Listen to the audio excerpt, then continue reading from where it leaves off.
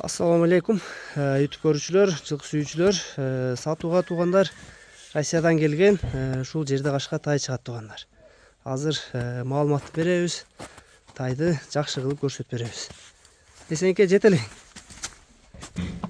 Жаныбар буту колу узун, чоң боло турган жылкы экен. Бою дагы туугандар азыр эле 1,50 чыгат экен. Өтө чоң тай экен. Канча болуп калды Эсенке келгенде?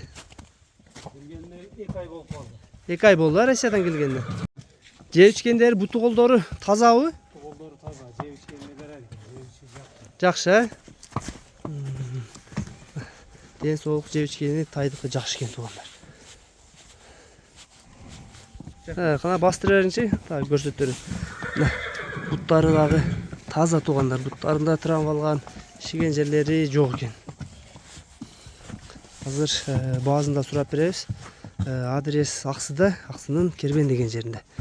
Эсенке тайдын баазы канча болот? Баазын 220 да бар. 220 миң. Кем болобу? Болот. 200 үстүндө соода кылып ушул